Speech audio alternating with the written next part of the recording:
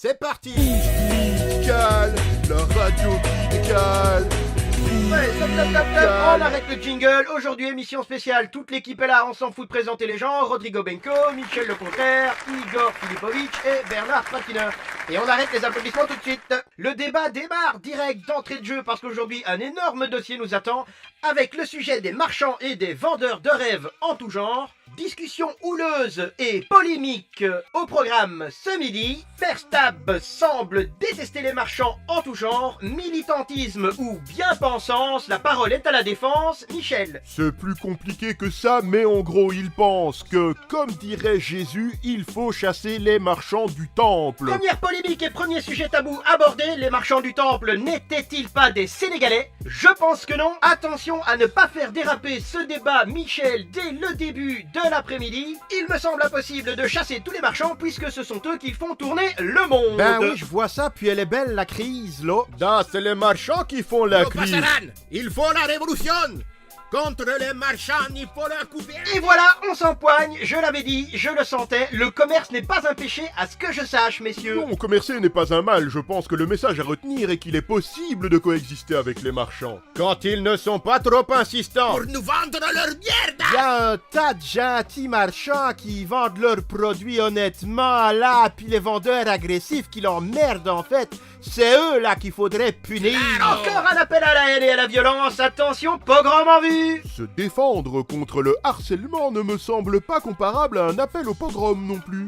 Il parle juste de se laisser un peu emporter par sa colère quand les marchands se font un peu trop envahissants. Les marchands insistants, les marchands envahissants, les marchands malhonnêtes, et que dire alors des vendeurs de rêves?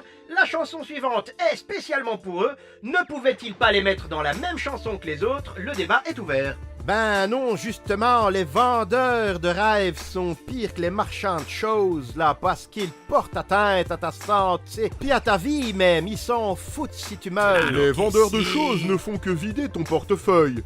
Les vendeurs de rêves, eux, ils vident ton âme.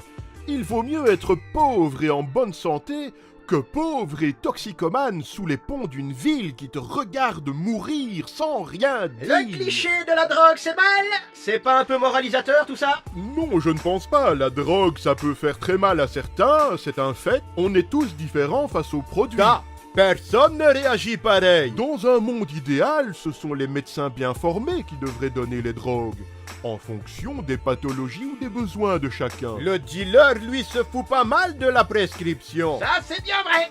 C'est du vécu? On connaît tous des gens qui devraient pas fumer le cannabis, là, Il faut faire attention. parce qu'ils sont naturellement sensibles à la dépression, à l'euphorie ou pire, à la schizophrénie, là. Par contre, ça a beaucoup aidé les malades Parkinson et cancer. Si, claro. Et il faut jamais donner la coca aux narcissiques qui aiment le pouvoir. Ça les rend insupportables.